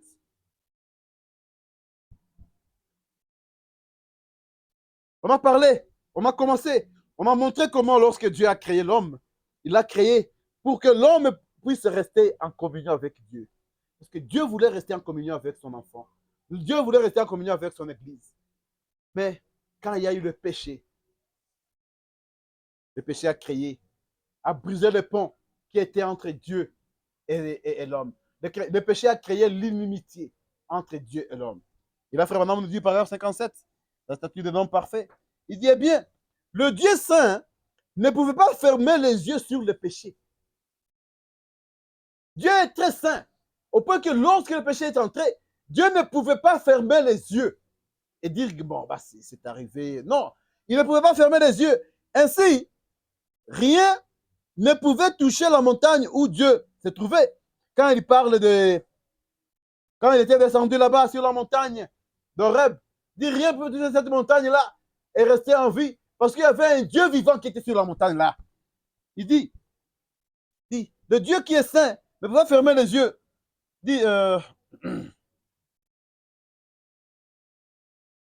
Il dit, puis, Dieu est devenu chair et a habité parmi nous, sous la forme de Jésus-Christ, son Fils, sa création. Dieu est descendu. Avant, il était la colonne de feu. Il est descendu. Mais après, Dieu a changé de forme. Il est venu vers nous dans un corps appelé Jésus-Christ, qui est une création de Dieu. Il dit, alors, ce Fils a donné sa vie. Et la cellule de la vie la cellule sanguine de Dieu fut brisée afin que la vie puisse sortir du sang vers nous. Ce matin, il y a le Dieu, Jésus, Dieu qui a donné sa vie. Et le sang, la cellule-là de la vie qui est sortie de Dieu, est venu vers nous. C'est à chacun d'entre nous de fournir tous les efforts, comme l'apôtre l'a dit. Il faites tous vos efforts pour ajouter à la foi. Si vous avez cru, ne restez pas là seulement sur la foi. Continuez. On va vous dire, à travers ce sang, nous sommes purifiés. Et maintenant, notre sang, notre vie, qui est venue par un désir sexuel, qui a mené notre vie dans le monde, il dit, le sang de Jésus nous purifie. Il change notre nature en envoyant sur nous le Saint-Esprit. Quand nous sommes nés, nous avons cette nature-là des hommes. Cette nature-là des hommes naturels. Mais le sang de Jésus est venu. Le sang de Jésus est tombé. Et ce sang est venu pour changer notre nature. Afin que nous puissions devenir. Et cela vient par le Saint-Esprit. Alors, nous acquérons la nature divine de Dieu. C'est là où Dieu pouvait dire dans le psaume. Il dit, et moi j'ai dit que vous êtes des dieux. Parce qu'il y a le sang de Jésus qui est venu sur nous. Il y a le Saint-Esprit qui est sur nous. Et ce Saint-Esprit sur ton fils, sur un homme, sur une femme, fait de cet homme-là, cette femme-là, le temple de Dieu. Fait de cet homme-là, cette femme-là, la personne sur laquelle il a la nature de Dieu. Il dit, nous devenons donc un lieu d'habitation pour Dieu. Dieu veut avoir un lieu d'habitation, là où il va habiter. Dieu n'a pas voulu habiter dans la maison que Salomon avait construite. Parce qu'il dit, comment je le ferai? Le ciel est mon trône et la terre mon marchepied. Mais Dieu qui est très grand, il veut élire domicile dans un homme. Et là, le prophète nous dit que c'est par le Saint-Esprit que Dieu nous donne, nous acquérons la nature divine de Dieu et nous devenons donc un lieu d'habitation pour notre Dieu. Pardonnez-moi.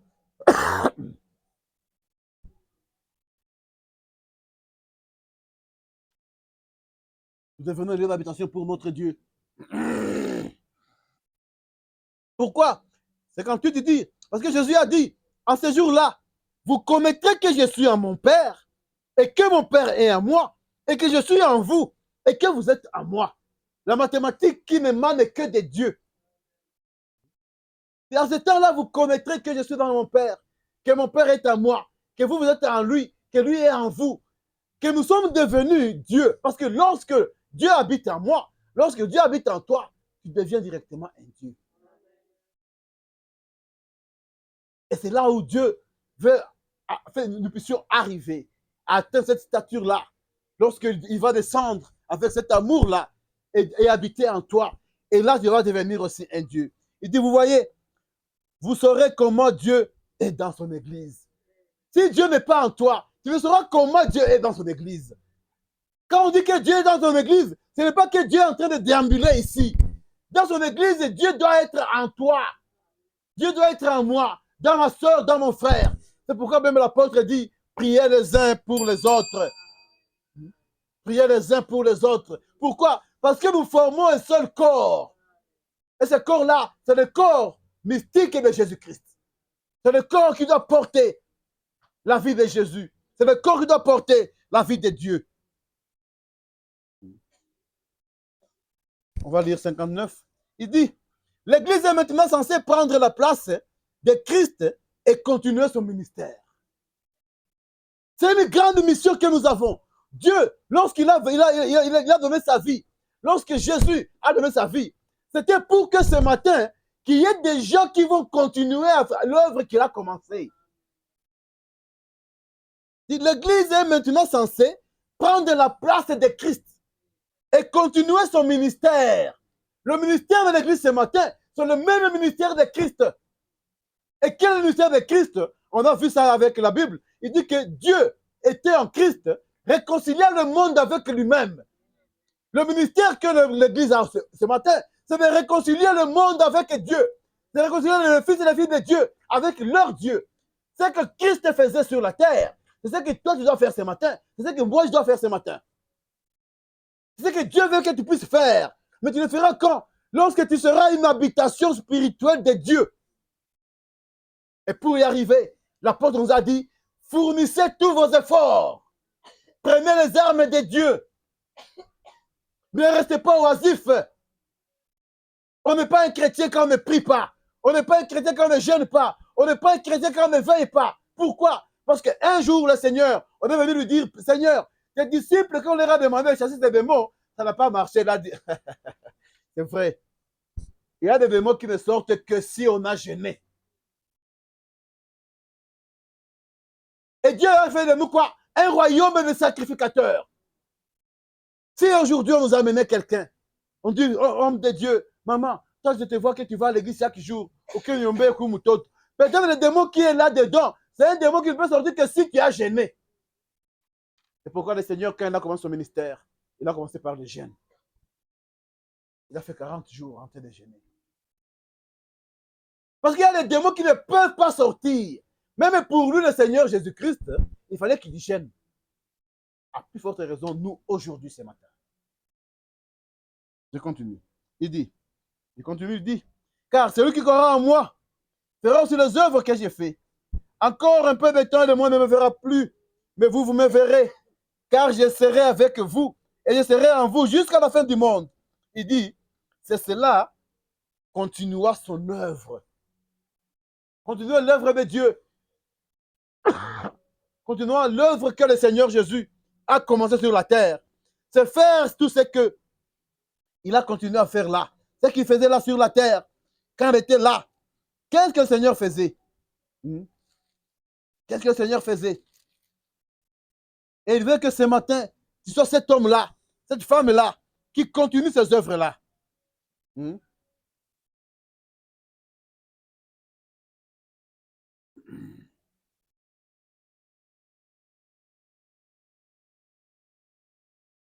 Retournons dans 2 Pierre chapitre 1. On va continuer avec verset 8. Ça nous dit. Et ça nous dit là, le 8e verset, 2 Pierre 1, 8. Il dit, car si ces choses sont en vous et ils sont avec abondance, ces choses qui sont là, la foi, la vertu, la connaissance, la tempérance, la piété, ces armes-là de Dieu doivent être en nous en abondance. On ne peut pas prier Dieu et dire que nous sommes arrivés à la fin, là où Dieu ne peut plus nous donner. Dieu, le dépôt de Dieu, le dépôt du ciel est rempli et il n'y a aucun homme qui puisse le vider. Et là, l'apôtre dit, si ces choses sont en vous avec abondance, si vous avez la prière en vous en abondance, si vous avez le jeûne en vous en abondance, qu'est-ce qu'il dit? Vous avez cette chose en abondance? Et ils ne laisseront point oisifs, ni stériles, pour la connaissance de notre Seigneur Jésus-Christ. Vous ne serez pas stérile ou oisif. Oisif, donc, quelqu'un qui n'a pas de position. Hein? Quelqu'un qui n'a pas de position. Le matin, tu es chez CFMC. À 13h, peut-être bien. À 17h, je ne sais pas, tu es parti CH. Demain, tu es à Goma Tabernacle. Après demain, l'oisivité. Ça, ce n'est pas un caractère des hommes de Dieu, des fils et des filles de Dieu. La Bible, la Bible dit, quand vous avez la connaissance, quand vous avez ces choses ici, les choses de Dieu, en abondance à vous, vous ne serez ni oisifs ni stériles. Vous devez être les gens qui connaissent pourquoi j'ai cru. Pourquoi j'ai cru. Il dit,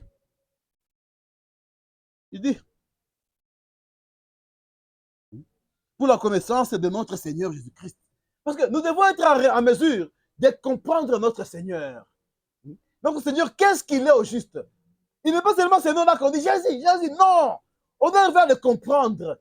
Et frère, on nous dit comprendre, c'est-à-dire quoi? C'est-à-dire, donc, vous arrivez à le décortiquer. Vous arrivez à faire de votre vie ce que lui, il est.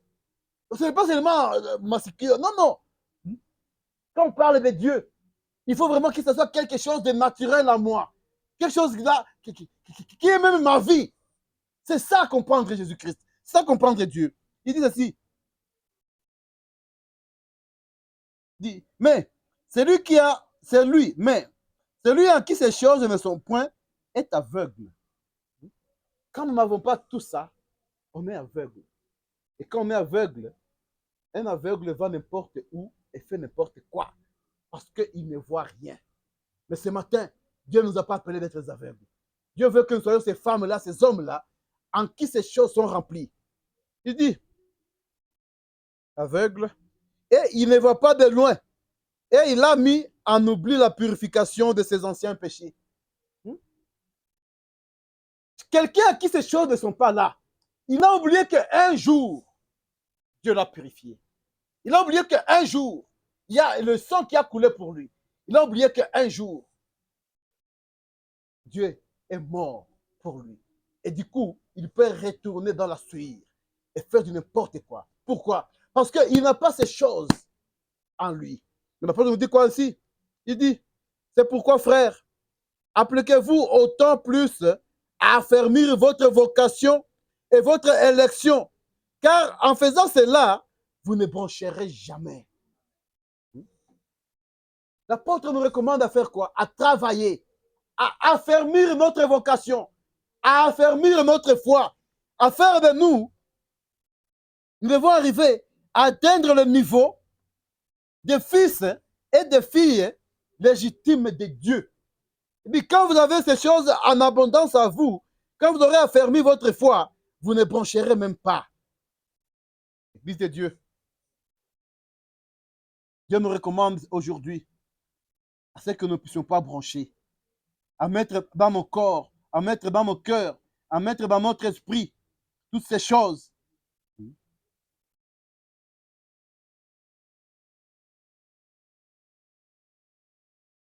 Dieu,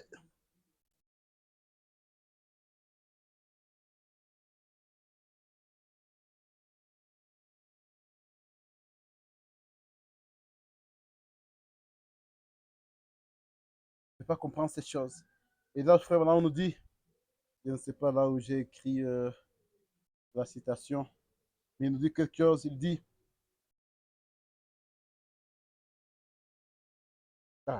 paragraphe 82, ici, je pense que c'est là où je vais m'arrêter, et la prédication, la salle de l'homme parfait, il dit, remarquez, paragraphe 82, il dit, remarquez, vous devez naître de nouveau.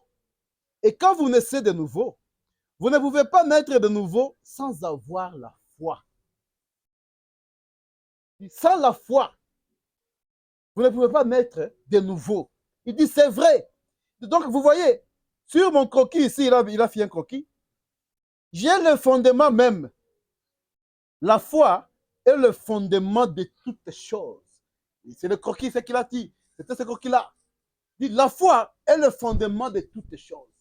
Et vous ne pouvez pas naître de nouveau. Vous ne pouvez pas arriver à avoir l'amour qui est Dieu, qui va descendre sur vous et faire de vous une même chose si vous n'avez pas commencé par la foi. Et c'est là où il a dit, c'est lui qui croira. C'est la première chose que le Seigneur a parlé. Allez, faites de toutes les nations les disciples. Et quand vous allez partir, c'est lui qui croira. Ça doit être le fondement. La foi doit être le fondement. Tu ne viens pas aujourd'hui, mais dire que tu as le Saint-Esprit, mais dire que tu as Dieu en toi, sans que tu n'aies cru. Et tu as cru en quoi? On ne croit pas dans chaque chose pour avoir le Saint-Esprit. Il faut croire dans la parole pure de Dieu.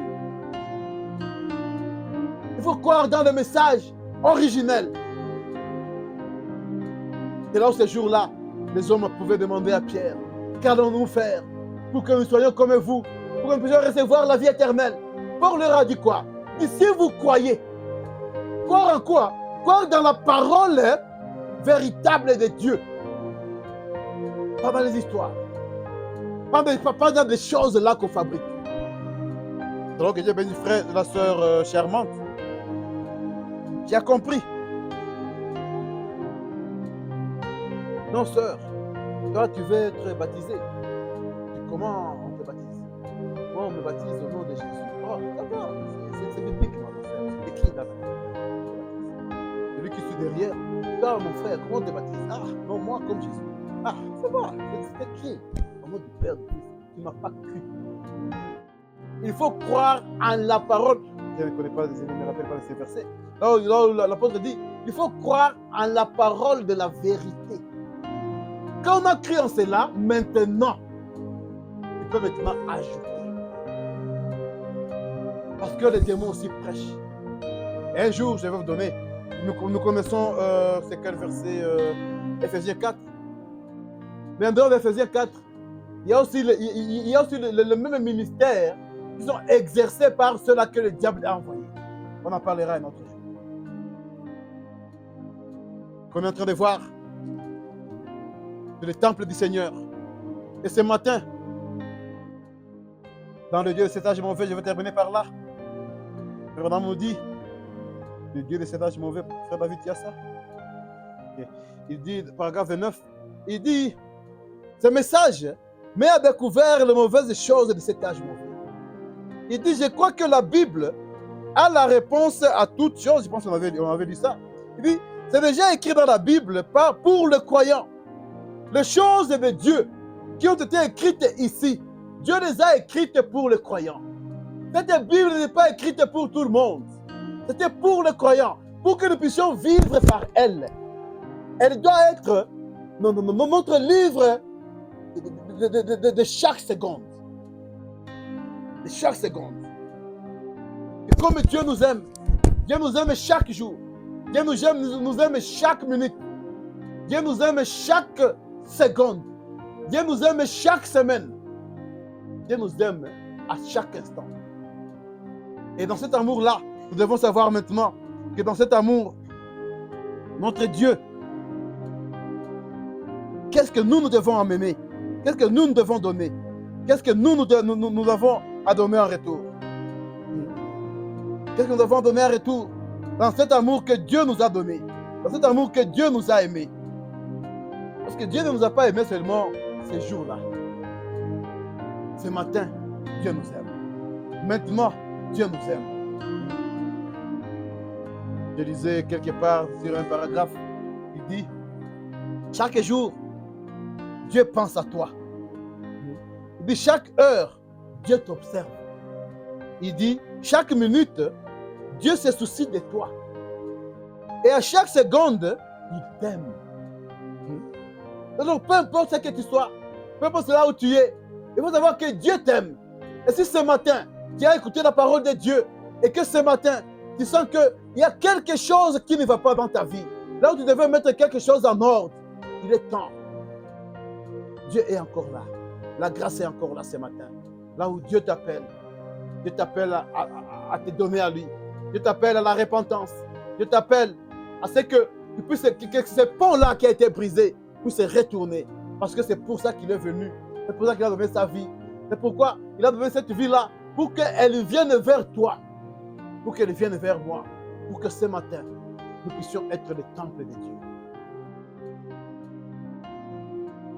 David, vous allez me donner une chance là. Pour que nous soyons un temple de Dieu. Tes cités, la cité céleste. Oh Dieu Tout-Puissant, en ces lieux, tout est clarté, puis d'ombre fine. Oh yo yo yo, pèlerin et voyageur, ici-bas dans les douleurs, toujours ces trésors nous restent la cité. Nous avons un trésor qui nous reste. Nous sommes des pèlerins. Et nous devons savoir qu'un pèlerin, c'est quelqu'un qui doit être léger, Parce que le voyage que nous sommes en train de mener vers le ciel, vers cette cité-là aujourd'hui, Dieu veut que nous soyons la personne dans laquelle il va habiter. Alors on te pose, est-ce que tu connais cette cité-là? Cette cité-là que Dieu est parti préparer. Jésus a dit que votre cœur ne se trouble point. Croyez en Dieu, croyez en moi. Il a dit, dans la maison de mon Père, il y a plusieurs demeures. Il dit, et si cela n'était pas, je vous l'aurais dit. S'il n'y avait pas une cité, là, on devrait partir. Jésus nous a dit dans les Saintes Écritures qu'il devrait il nous l'aurait dit. Mais s'il a dit qu'il y a une cité, c'est qu'il y a une cité qu'il est parti préparer.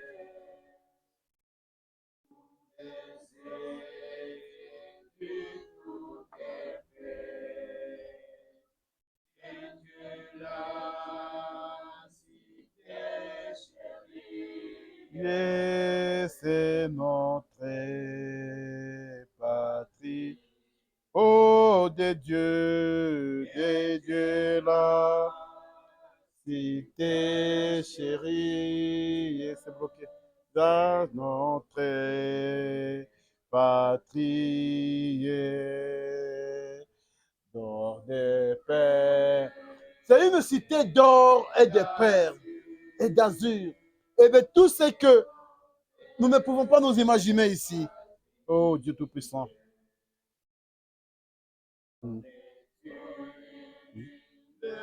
Est-ce que nous connaissons qu'il y a un fleuve pur, là où il y a l'arbre de la vie? Oh yo yo yo, plus de fardeau à jamais. Pour qui? Pour les élus. Oh là là, c'est pour les élus que tout est paix là-bas. Là où de Dieu la cité chérie. Cité chérie, c'est notre patrie. Oh, de Dieu, la cité chérie, c'est notre patrie. Nous avons une patrie que seul Dieu a construite. La Bible nous dit quelque part, c'est Paul qui le dit, il dit la cité dont le concepteur et le constructeur, c'est Dieu lui seul. Oh, Dieu Tout-Puissant. Son chef, son époux, l'église est souplie.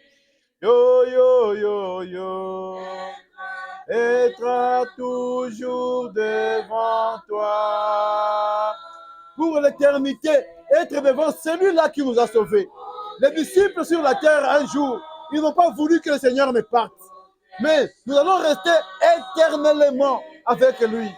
Pour toujours, on sera devant lui. Pour lui dire, oh Dieu, que mon cœur te désire. Pour te chanter et te dire, mon cœur te désire. Oh, que Dieu vous bénisse. Nous avons notre frère Céphas, il dit que la paix de Christ soit avec vous, vous tous, le peuple du Seigneur. Je voulais juste transmettre mes salutations dans le Seigneur. Prions les uns pour les autres jusqu'à ce qu'ils reviennent. Et ne m'oubliez pas dans vos prières, afin que Dieu nous donne à être encore ensemble. Maranatha. Que Dieu te bénisse aussi, frère Céphas, et que Dieu bénisse aussi tous nos frères et sœurs qui sont en train de nous suivre et qui ont cette aspiration-là de venir encore se réunir avec nous. Et c'est un sujet de prière que nous devons avoir parce que c'est la parole de Dieu, c'est la parole du Seigneur. Ce que nous demandons selon la parole du Seigneur, le Seigneur a dit qu'il va nous l'accorder. Et que Dieu bénisse tous nos frères et sœurs. Nous allons prier pour congédier notre culte de ce matin. Dieu notre Père, toi le Dieu de toute l'éternité, toi le Dieu qui est le Créateur, toi le Dieu qui est le concepteur et le constructeur de cette cité-là. Toi le Seigneur qui a tout laissé dans les cieux et tu es venu sur la terre, Père, qui a porté la chair, qui a porté ce temple, ô Dieu Tout-Puissant, le temple, ô Dieu, qui a porté Dieu, le temple qui a été frappé, le temple qui a eu faim, le temple qui s'est fatigué, il a dormi. Mais Seigneur Jésus, tu as fait tout cela. Parce que tu avais la vie à donner. Tu avais une cellule, Père éternel, qui devrait se briser. Et pour que, Seigneur, ça me soit transféré ce matin. Ça soit transféré à mon frère, à ma soeur, ô Dieu Tout-Puissant. Nous sommes un peuple reconnaissant, un peuple heureux de savoir que le Dieu Tout-Puissant a tout laissé, a tout abandonné pour que tout s'est donné pour nous, ô Dieu. Et tu nous as laissé une mission à faire, Père éternel. Tu nous as accordé, Père éternel, à continuer cette grande œuvre du salut, de la rédemption que tu as commencé sur la terre, Père éternel. Quel privilège, Seigneur Jésus. Quelle grâce, ô Dieu Tout-Puissant. Quel honneur, Père éternel, d'être des co-ouvriers avec toi dans l'œuvre du salut, Seigneur Jésus. C'est pourquoi, Père éternel, je viens avec ces petits peuples, Père éternel. Je viens avec, Seigneur Jésus, ces hommes et ces femmes, Père éternel, que tu as donné ce matin, pour lequel tu as donné ta vie, Père Saint. Oh Dieu Tout-Puissant, souviens-toi de nous, Père éternel. Agrée-nous, Dieu Tout-Puissant. Nous venons tels que nous sommes, Père éternel. S'il y a un péché à nous, oh Dieu, ton sang, Père éternel, est tout-puissant pour tout changer, pour transformer, pour laver, pour purifier. Oh Dieu Tout-Puissant. C'est pourquoi, Père éternel, prends tout un chacun de nous, Seigneur Jésus, afin que nous puissions devenir des demeures, oh Dieu Tout-Puissant. Le temple dans lequel tu vas habiter, et tu vas continuer à faire ton œuvre, Seigneur Jésus. L'œuvre du salut, l'œuvre de la rédemption, Père éternel, pour que le monde reconnaisse que tu es Dieu. Père éternel, je viens avec ma soeur, je viens avec mon frère, Seigneur Jésus. Je les abandonne entre tes saintes mains, oh Dieu, toi qui connais, Père éternel, ce qui est dans tout un chacun d'entre nous ce matin, Père éternel, et à moi seul, oh Dieu Tout-Puissant. Descends du ciel, Père éternel. Fais que cette cellule-là de la vie, Père Saint, vienne, Père éternel, et chasse, Seigneur Jésus, les esprits impurs qui peuvent être, Père éternel, qui peuvent avoir pris demeure en nous, Seigneur Jésus. Et ne laisse pas nos maisons, Seigneur Jésus, inoccupées, Père. Viens, Seigneur, et occupe-le, Père Saint. Viens, Père éternel, et occupe-le, Père Saint, pour la gloire de ton nom, ô Dieu Tout-Puissant. Père Saint, je t'ai pris, Dieu Tout-Puissant, je te montre nos frères et sœurs, je te montre notre frère Céphas, Père éternel. Tu vois, Seigneur Jésus, sa requête, ô Dieu, et sa demande ce matin, Père. C'est vers toi, ô Dieu, qu'il a déposé. Et c'est pourquoi, Seigneur, tous comme un seul homme, nous levons nos voix, Père Saint, pour te dire, Seigneur Jésus, ramène tes enfants au milieu de nous, ô Dieu. Car c'est toi qui as dit qu'il est beau, qu'il est doux, qu'il est agréable, que les frères habitent ensemble, ô Dieu puissant. Père éternel, nous avons besoin encore de l'écouter nous prêcher, de l'écouter, Père éternel, parler de toi, ô Dieu, à ce peuple, Père éternel, pour lequel tu as donné la charge sur son cœur, ô Dieu puissant. Je veux aussi de notre frère Paul, de notre frère Joseph, de notre frère Fiston et sa famille, ô Dieu, de notre frère John, Père éternel, là-bas, Académie, et de tous nos frères et sœurs, ô Dieu, et tous ceux qui nous suivent, Père éternel, nous laissons, Seigneur, leur âme entre tes saintes mains, afin que, Seigneur, tu fasses de nous ta demeure. Merci, Seigneur. Nous nous confions en toi. Nous avons en toi, car tu es Dieu. Et nous savons, Père, que tu feras au-delà de ce que nous avons demandé. Sur le milieu de nous, Père éternel, il y a ceux qui sont malades, ô Dieu Tout-Puissant. J'appelle le nom de Jésus-Christ sur eux, car, Père éternel, c'est dans ces noms-là que nous avons la guérison, Seigneur. Et quand tu les auras fait, ô Dieu Tout-Puissant, ne m'oublie pas, Père éternel. Seigneur, nous te bénissons, nous te glorifions, Père éternel. Nous te montrons, Seigneur, cette année scolaire qui est devant nous, ô Dieu Tout-Puissant. Nous laissons nos enfants entre tes saintes mains, Père éternel. Partout, il y a nos fils et filles. Partout là où ils vont faire le premier pas, ô Dieu, pour aller à l'école, Seigneur. Nous prenons la possession de cette année scolaire et nous appelons ton saint nom, ô Dieu Tout-Puissant, afin que tu nous accordes encore la réussite, comme tu l'as fait, Père, cette année. Père, nous nous confions en toi et quand nous voulons partir, laisse que ta paix parte avec tout un chacun de nous, Seigneur Jésus. Laisse que ton esprit, Seigneur, nous guide et que ton esprit nous enseigne encore, Père éternel, ce qui est, Père saint, de ta parole.